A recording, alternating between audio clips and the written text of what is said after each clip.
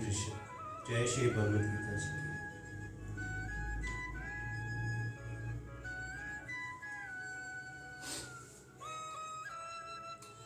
उपयुक्त श्लोक में ये बात कही गई है कि तुमने तो कर्मों के फल का हेतु बनना चाहिए और ना करण में ही आसक्त होना चाहिए, अर्थात कर्मों का त्याग भी नहीं करना चाहिए। इस पर ये जिज्ञासा होती है कि तो फिर किस प्रकार कर्म करना चाहिए। इसलिए भगवान कहते हैं, योगस्थ कुरु कर्माणि संडक त्य कतवा दन जय सिच्यु सिच्युयो समो बुद्ध्वा समतवन योग उच्यते।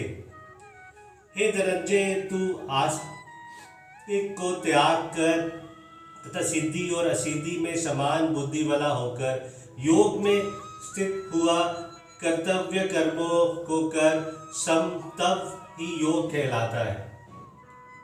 सिद्धि और असिद्धि में सम होने पर आस्तिक का त्याग तो उसमें आ ही जाता है। फिर यहाँ अर्जुन को आस्तिक का त्याग करने के लिए कहने का क्या बात है। इस श्लोक में भगवान ने कर्म योग के आचरण की प्रक्रिया बतलाई है। कर्म योग का साधक जब कर्मों में और उनके फल में आस्तिक का त्याग कर देता है, तब उसमें राग द्वेष का और उनसे होने वाले हर्ष शोकादि का अभाव हो जाता है। ऐसा होने से ही वह सिद्धि और असिद्धि में सम रह सकता है। इन दोषों के रहित सिद्धि और असिद्धि में सम नहीं रहा जा सकता तथा सिद्धि और असिद्धि में अर्थात किए जाने वाले कर्म के पूर्ण होने और ना होने में तथा उसके अनुकूल और प्रतिकूल परिणाम से सम रहने की चेष्टा रखने से अंतर में राग द्वेष आदि अभाव होता है। इस प्रकार आस्तिक के त्याग का और समता का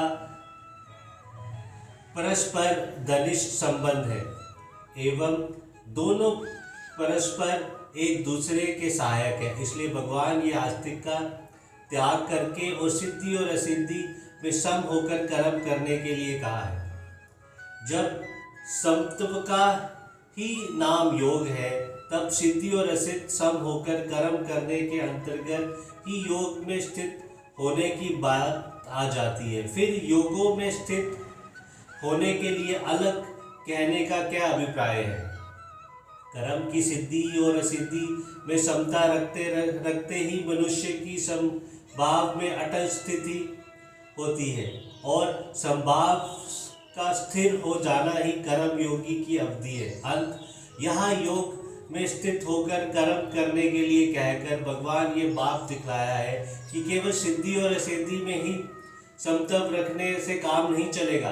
प्रत्येक क्रिया के करते समय भी तुमको किसी भी पदार्थ में, कर्म में या उसके फल में अथवा किसी भी प्राणी में विषम भाव न रखकर नित्य समभाव में स्थित रहना चाहिए। समतव ही योग कहलाता है। इस कथन का क्या भाव है। इससे भगवान योग पद का परिभाषिक अर्थ बतलाया है। अभिप्राय ये है कि यहाँ योग समता का नाम है और किसी भी साधन के द्वारा समत्व को प्राप्त कर लेना ही योगी बनना है। अतएव तुमको कर्म योगी बनने के लिए समभाव में स्थित होकर कर्म करना चाहिए। जय श्री कृष्ण।